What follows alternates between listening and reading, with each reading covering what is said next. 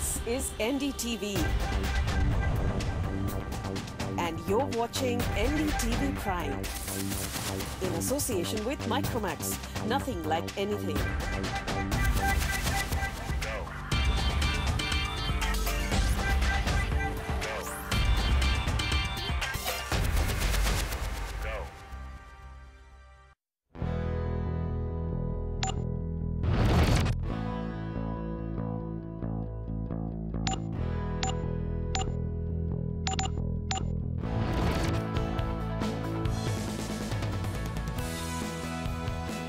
Hello and welcome. You're watching Heads Up. It's a brand new year and we are here with a brand new show. First off, wishing you all a very happy new year. We'd like to begin this year by promising you that Heads Up will be setting the bar even higher when it comes to all things education and careers. We will be having an exciting lineup of shows for you all year round in 2015. First off, we start with everything related to automobiles and engineering. On the show today, we have for you the world's fastest man who was the first to break the sound barrier on land. Apart from that, we have a lot more on the streams of automobile and mechanical engineering itself. Here's a look.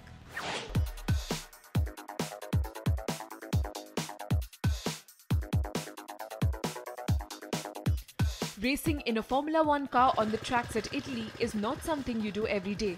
Having students race and compete in those very cars, now that's even more unlikely. He's no race car driver and his car is no Ferrari or McLaren.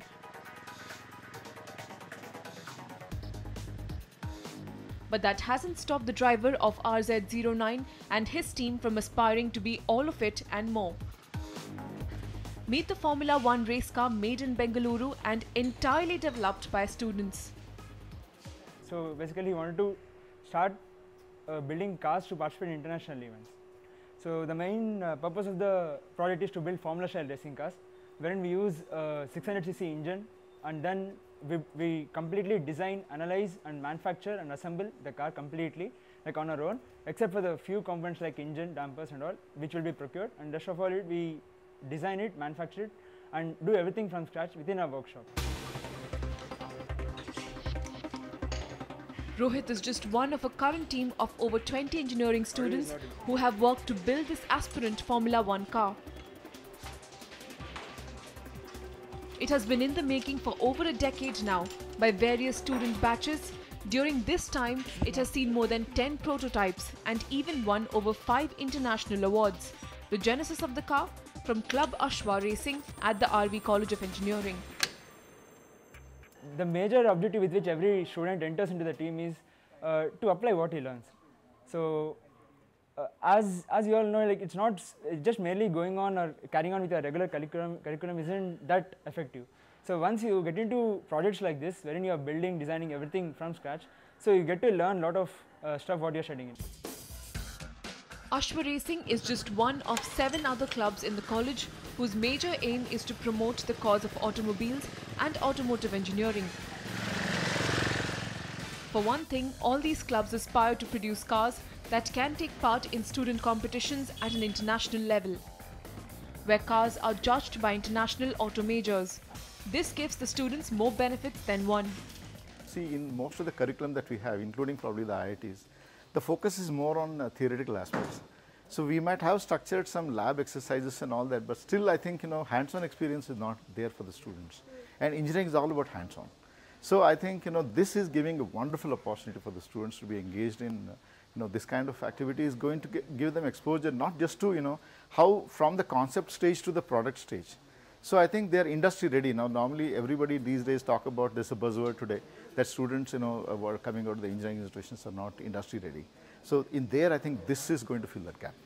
So wonderful opportunity for students, lot of exposure to the students so that they get to know about various aspects and how do you take the, from the concept stage to the product stage.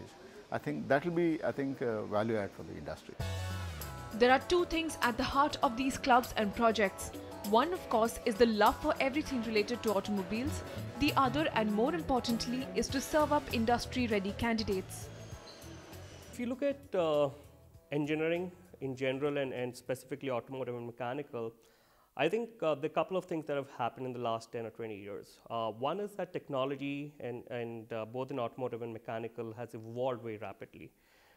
Second is the industry skill set that that companies typically look for obviously have to keep pace with what they are currently working on. Today we don't really still use a lot of software tools, design tools that are actually used in the industry. So that needs to be brought into the campus, into the colleges, so that these students are working on the design tools or the software engineering tools that they would eventually use in the industry itself. According to industry studies, the automobile and automotive sector is set to add and give direct and indirect employment to 35 million people by 2022. Apart from this, India also comprises of one of the world's largest automotive markets in the world. However, experts say that current engineering education, especially in the field, is far from satisfactory to meet this opportunity. One is outdated syllabus. Second is making sure that we're using the latest tools and technologies to impart education, which is also something that graduates will use when they go to the companies. And third is understanding the gap in what the industry requires and what is it that we need to impart as students. If we do these three things together, I think we should be in a far better place. Even as things stand in the automotive and automobile engineering space in India, experts have a few tips that can help you stay ahead of the curve. One is obviously they should be up to speed in terms of understanding the technology changes that are happening, because they're happening really fast. Second is there are opportunities to do internships, and I think in your third or fourth year, if you get a chance to get an internship, either through your campus itself or through outside opportunities, students should definitely grab that. And third is obviously I think students should reach out to people whom they know who have taken up a career in mechanical engineering or career in automotive engineering, and speak to them. There's not much variation when you graduate between automotive and mechanical. I think typically it ranges from a package of 3.5 to 6.5, 7. And we've seen that there's a little bit more, a higher percentage of maybe 10% more in automotive as compared to mechanical. And that would be the case because it's a super specialized degree. But as you go down the ladder in terms of years of working in the industry, that all pans out to be the same. And in fact, opportunities for mechanical engineers, as I said, are far more, over a number of years of experience.